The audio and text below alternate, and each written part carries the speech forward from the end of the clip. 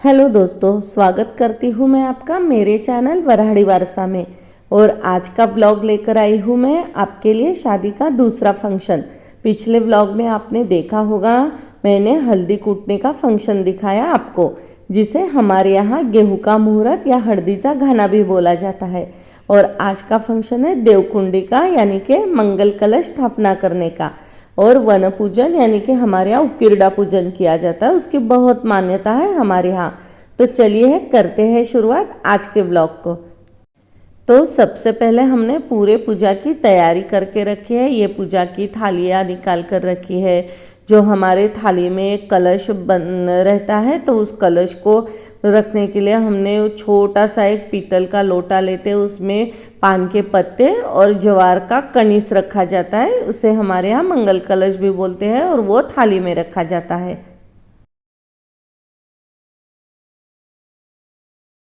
और ये कनीश वाला जो कलश होता है ना, ज्वारी का कनीस वगैरह रखते हैं हम, ये पीतल का छोटा सा कलश, ये हमारी स्पेशल पूजा की थाली होती है शादी की। और उस थाली को हमारे यहाँ कहा जाता है हाथोयाचं ताट। और ये थाली तैयार होने के बाद पूरी शादी होने तक ये थाली चलती है, इसे हम हाथोयाचं ताट बोलते हैं।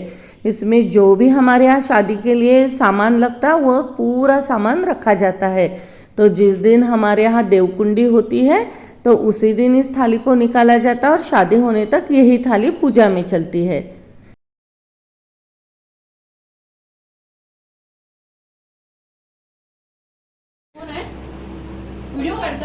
और ये देखिए हमारी दुल्हन भी तैयार हो गई, और बहुत ही सुंदर लग रही है दुल्हन, किसी की नजर ना लगे हमारी दुल्हन को। खूप छान तयारी झाली होती हा, एकदम मस्त। और इधर खाना भी बनकर रेडी हो रहा है। ये रोटियों के लिए आटा लग चुका है, ये बैगन की सब्जी तैयार हो गई, ये मटकी की सब्जी तैयार हो गई, ये देखिए। और ये हमारी यहाँ की स्पेशल फीकी दाल। और ये देखिए ये दुल्हन की बड़ी मम्मी लगा रही है चावल। और ये आमरस बनाकर मतलब रेडी करके फ्रिज में रख दिया है, ताकि ये अच्छा ठंडा हो जाए। और इधर हो गई है पूरी तैयारी देवकुंडी की। ये देखिए देवकुंडी के लिए बहुत ही अच्छे से मतलब ईंटों का अच्छे से चौकोन बना के उसके ऊपर फूलों की रंगोली की है, फूलों से सजाया है। और जिनके हाथों से पूजा है वो बैठ गए अभी पूजा में, क्योंकि इस पूजा के लिए हमारे यहाँ कुछ नाम मतलब कुछ जोड़ियों के नाम ब्राह्मण के पास दिए जाते हैं। और जिनके नाम मतलब शुभ माने जाते हैं, जिनके कुछ राशि वगैरह रहता होगा, तो वो उस नाम से निकालते हैं पूजा के लिए। और आज के पूजा में बैठे हैं नैनदेव भैया और कांचन।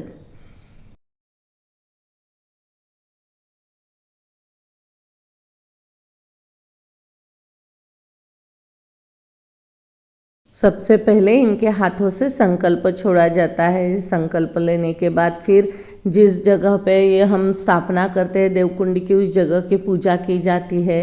मिट्टी को भी पवित्र किया जाता है यहाँ पर।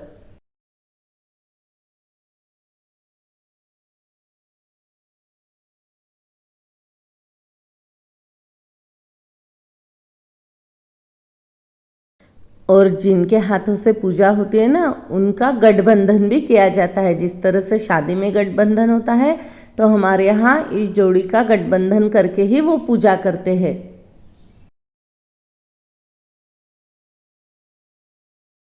और यहाँ हो रहा है धूप ना आने के लिए जुगाड़, क्योंकि जो पूजा में बैठे हैं ना दोनों, उनके ऊपर पूरी धूप आ रही है। और ये धूप तो इतनी ज़बरदस्त है ना, सुबह की धूप है लेकिन बहुत ही ज़्यादा लग रही है।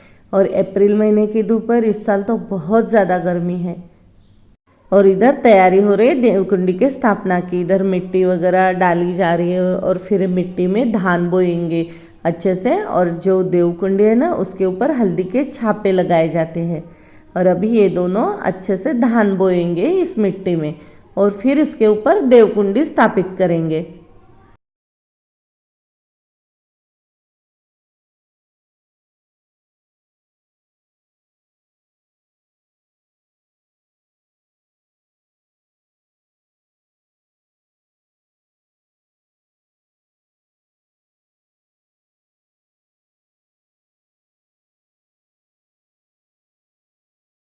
और ये है हमारी देवकुंडी में, मतलब एक मिट्टी का घड़ा रहता है दो, और इसके ऊपर एक छोटा और रहता है, ऐसे दो घड़े रहते हैं और इसके ऊपर 5-5 हल्दी के छापे लगाए जाते हैं दोनों के। ये बड़ा घड़ा है, इसके ऊपर भी छापे लगाकर फिर स्थापित करते हैं, और ये छोटा घड़ा है ऊपर का, और इसको ना बहुत अच्छी तरह से आजकल सजाने लगे हैं। पहले तो ये बिन सजाया ही रहता था, लेकिन अभी आजकल बहुत ही सुंदर पेंटिंग वगैरह करके मिल जाता है। और इसको भी डाऊ बांधा जाता है। मैंने आपको मेरे पिछले वीडियो में डाऊ के बारे में बताया था। हमारे यहाँ डाऊ बहुत ही महत्वपूर्ण रहते हैं शादी के फंक्शन में, तो हर चीज़ को डाऊ बांधे जाते हैं। और जो ऊपर का छोटा मटका रहता है इसे भी हम डाऊ बांधेंगे। और आज तोरण ताटी रखेंगे दुल्हन के मामा जी, तो तोरण ताटी को भी हम डाऊ बांधेंगे। और देवकुंडी स्थापित करने के बाद भी उसकी पूजा की जाती है। उसे 5 तिलक लगाए जाते हैं कुमकुम के, और ऊपर के छोटे से मटके को भी लगाए जाएंगे। जो उसके ऊपर का ढक्कन है उसकी भी पूजा की जाएगी। हर चीज़ की पूजा कर कर पवित्र करके फिर रखा जाता है।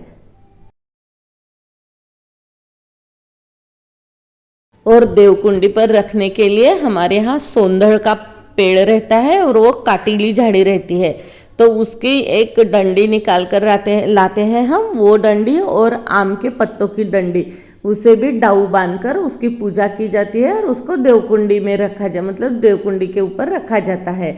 आप साइड पे रख सकते हो, इसके ऊपर रख सकते हो।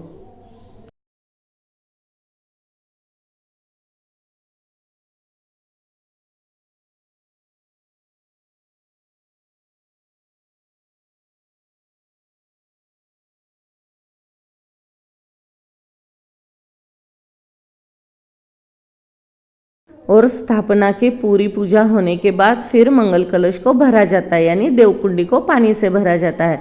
और देवकुंडी को पानी से भरने के लिए जोड़ी के साथ साथ, मतलब जो पूजा में बैठे हैं ना उनके साथ साथ और भी 4 लेडीज आते हैं और उनके हाथों से भी पानी भरा जाता है। मतलब एक दूसरे को हाथ लगाकर 5 सुहागने मिलकर ये घड़ा भरते हैं।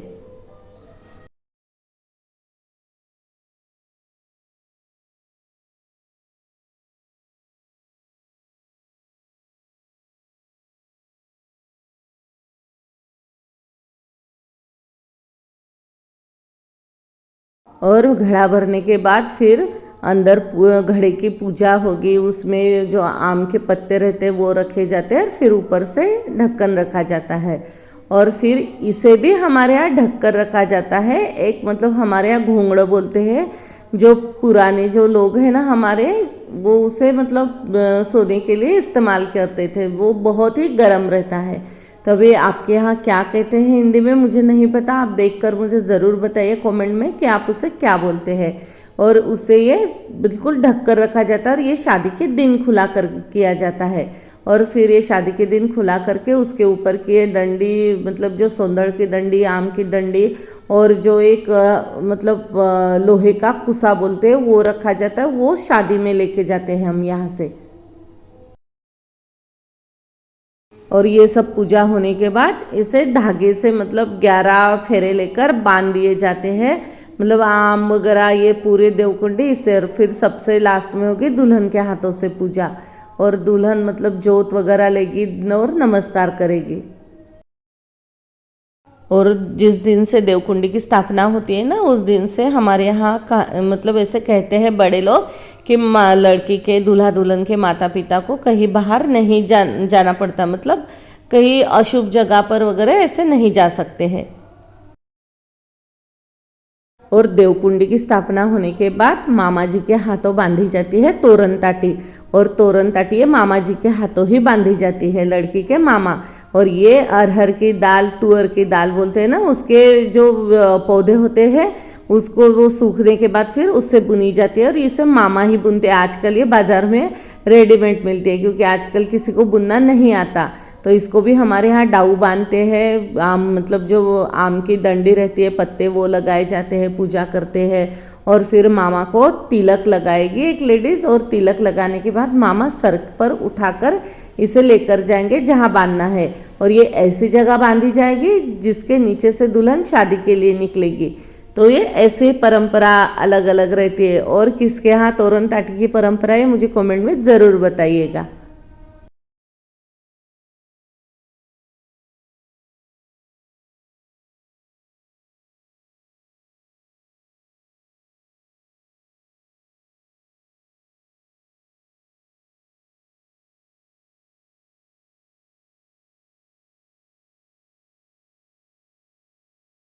और अभी हम सब आ गए उकिरडा पूजन करने के लिए, जिसे वन पूजा भी बोला जाता है। तो यहाँ पर ये आटे के दिए रखे हमने। ये आटे के दिए पहले से बना कर रखते हैं हम आजकल, और उसे सुखाकर कलर करके रखते हैं ताकि अच्छे मतलब अच्छे लगे दिखने में। और यहाँ पे 5 दिए लगाए जाते हैं पान के ऊपर, मतलब गणेश जी की स्थापना करके। और वहाँ के उकिरडा की जहाँ हम कचरा वगैरह रखते हैं ना, वहाँ की उस जगह की पूजा की जाती है। और वहाँ की मिट्टी 5 छोटी छोटी टोकरियाँ रहती है, हल्दी में यूज़ की जाती है। तो ये मिट्टी को हम पवित्र मानते हैं, तो इस टोकरियों में थोड़ी थोड़ी ये मिट्टी उखाड़ कर लेकर जाते हैं। और ये मिट्टी उखाड़ने का काम जिनके हाथों पूजा होती है ना, वो जेंट्स करते हैं। और फिर ये मिट्टी इस 5 टोकरियों में भरी जाएगी, जो कि हल्दी के दिन काम में आती है।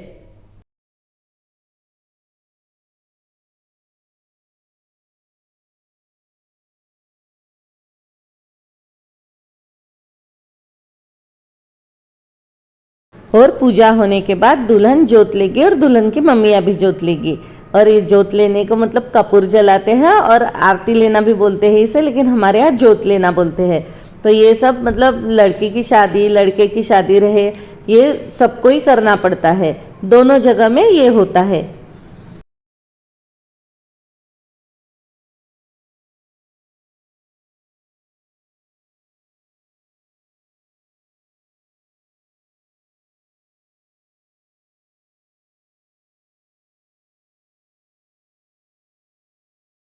और ये दिसे देखिए, ऐसे हमारे यहाँ देवकुंडी ढकी जाती है और इसे हम घोंगड़ बोलते हैं।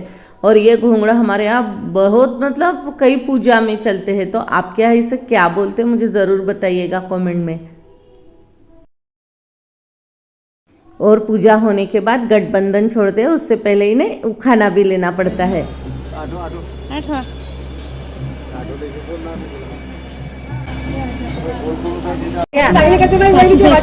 नवीन माझ्या यावर्षी ज्ञानदेव कोलतेचं नाव घेते वैदईच्या देवकुंडीच्या दिवशी। तुम्ही घ्या आता, चला। दमदार घेतला madam. High class drama repeated part कांचनिज्मा स्वीटहार्ट। और सब होने के बाद हमने एक दूसरे को हल्दी कुमकुम लगाया। और इस ब्लॉग की एंडिंग मैं यहीं पर करती हूँ। आप लोगों को हमारा ये ब्लॉग कैसे लगा, हमारी पूजा परंपरा कैसे लगी, मुझे कमेंट में ज़रूर बताइएगा। और आप लोगों को मेरा ये ब्लॉग अच्छा लगे तो लाइक और अपने दोस्तों के साथ शेयर ज़रूर करिए। अगर आप मेरे चैनल पर नए हो, पहली बार मेरा ब्लॉग देख रहे हो, तो मेरे चैनल को सब्सक्राइब ज़रूर करिएगा। तो चलिए मिलते हैं मेरे अगले ब्लॉग में। जय श्री हरि विठ्ठल।